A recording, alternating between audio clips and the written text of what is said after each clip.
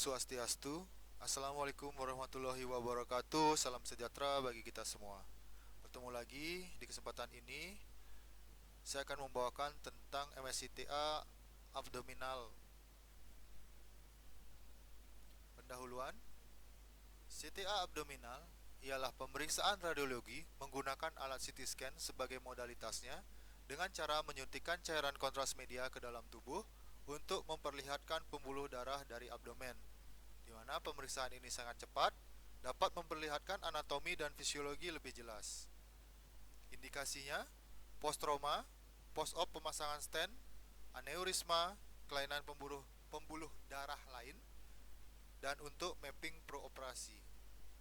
Kontraindikasi, wanita hamil, fungsi ginjal yang buruk, alergi berat, dan asma. Anatomi aorta bisa kalian baca dan bisa kalian lihat di sini, gambar ini. Modalitasnya USG, MSCT, MRI, dan DSA. Persiapan, ada kontras, persiapan pasien, parameter scan, delay time, dan processing. Yang pertama, kontras. Persiapkan kontras yang dibutuhkan, itu bisa yang 320, 370, dan 400. Untuk perbedaan konsentratnya, kita bisa lihat pada grafik ini, kalian bisa baca dan kalian bisa lihat di sini bagaimana perbedaan antara yang 400, 370, dan 300. Faktor enhancement kontras. Yang pertama, faktor pasien. Itu berat badan pasien, kardia output pasien, dan vena aksesnya. Untuk di pesawat CT scan, itu ada scan time yang mempengaruhi juga enhancement kontras, parameter scan, KV, MAS, pitch, dan delay scan, dan sebagainya. Yang kontrasnya, viscosity, jumlah, flow rate, dan flushingnya. Nah, untuk flow rate, kalian bisa lihat di sini. Antara untuk jarum 24, 22, 20, dan 18, itu berapa flow rate-nya? Di sini ada rate-nya. Kalian juga bisa lihat di sini rate yang 5 mili, 3 mili, dan 1 mili. Biasanya untuk CTA kita menggunakan yang 20 atau 18. Protokol injektor bisa kalian lihat pada gambar ini, bisa dipakai yang mana saja. Bisa yang menggunakan protokol yang atas atau yang di bawah. Yang di bawah ini adalah tipenya biphasic, yang dimana kontras saya bagi dua, jadi 2 kali dia masuk kontras. Kalau di sini hanya sekali, seperti itu. Yang mana saja boleh dipakai tekniknya, tergantung kenyamanan kalian di lapangan. Persiapan pasien. 1 hari sebelum dan sesudah pemeriksaan, hentikan penggunaan obat-obatan metamorfin atau konsumsi obat diabetes. Cek urium kreatinin, fungsi ginjal. Puasa 4-6 jam sebelum pemeriksaan. Parameter scan, KV. Nah, KV juga berpengaruh terhadap enhancement dari kontras. Jika kita lihat pada grafik ini, ada KV yang 80, 100, dan 120.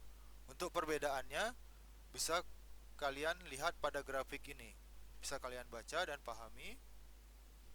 Persiapan sebelum pemeriksaan, registrasi, mengganti baju dengan baju khusus pemeriksaan, isi surat persetujuan tindakan kontras yang ditandatangani pasien dan keluarga pasien yang berusia di atas 18 tahun dan tidak mengalami gangguan jiwa. Pasang infuset dengan avocat ukuran 20-18 G di vena cavity. Tes alergi melalui IV yang sudah terpasang, kurang lebih 3-5 cc kontras plus NaCl 5 cc. Dan tunggu sekitar 5-10 menit untuk melihat ada tidaknya reaksi alergi. Siapkan kontras dan flushing pada injektor otomatis dengan jumlah kontras antara 60-75 cc dan flushingnya 50 cc. Lakukan tes patensi dengan mengatur flow rate sesuai yang akan digunakan dengan 20-30 cc NaCl yang bertujuan untuk memastikan aboket yang terpasang berfungsi dengan baik. Teknik pemeriksaannya, pasien supine dengan posisi head first atau feet first. Kedua tangan diletakkan di atas kepala. Center point batas atas 3 jari processus symphoidus dan MSP pada pertengahan tubuh. Dan batas bawah simfisis pubis. Letakkan pengganjal di bawah betis agar rata dan pasien merasa nyaman. Buat scout atau skenogram atau topogram dari batas atas 3 jari di atas processus symphoidus dan batas bawah pada simfisis pubis, dan lanjutkan scan prekontras kraniokaudal. Buat scan 1/ untuk tes bolus atau bolus tract di aorta abdominal. Atur HU-nya 100-120. Buat post kontras dengan cara sama seperti pre-kontras dengan scan direction kraniokaudal ketebalan 5 mili. Injeksi berbarengan dengan start scan jika kontras telah mengisi aorta dan HU tercapai, alat dengan otomatis akan melakukan scan. Dan jika trigger meleset, segera lakukan start scan secara manual setelah melihat aorta terisi dengan kontras. Posisi pasiennya, kebetulan contohnya ini feet first, dan skenogramnya atau topogramnya bisa kita lihat di gambar sebelahnya.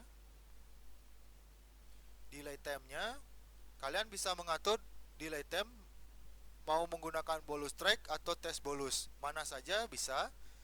Tapi yang sering saya lakukan di lapangan, saya menggunakan bolus track karena pemberian HU-nya itu sekitar 100-120. Pemberian fix delay time-nya sudah fix. Jadi kita saat mengatur HU itu sudah fix untuk delay time-nya. Tinggal start scan bersamaan saja. Tinggal kita menunggu kontrasnya mengisi aorta tempat kita melakukan trigger di aorta abdominalis. Untuk tes bolus sama saja, sama-sama baik. Tapi kalau tes bolus mungkin agak rada panjang sedikit untuk pengerjaannya, tetapi delay yang kita dapat tepat biasanya untuk memasukkan. Seperti itu. Processingnya dari hasil scan 5 mili direkonstruksi menjadi 1 mili untuk mendapatkan MIP, 3D MIP, dan volume rendering. Contoh gambar MIP-nya bisa lihat di gambar di sini. Yang ini MIP tin namanya. Itu kita merubah slice-nya. Ini VRT 3D MIP-nya. Kesimpulannya, menggunakan jarum nomor 18 atau 20, IV line terpasang di vena cubiti, lakukan slow scan, gunakan QV rendah, jadi dosis radiasinya juga rendah. Timing kontras harus pas. Nah, timing kontrasnya yang seperti saya bilang tadi, mau menggunakan tes bolus atau bolus track itu sah-sah saja untuk kalian, yang mana feel kalian yang kalian pakai di lapangan. Tapi timingnya harus pas. Jika timing yang tidak pas, ya gambarnya pasti tidak akan sesuai. Sekian dan terima kasih. Jika ada pertanyaan atau diskusi bisa melalui email tertera.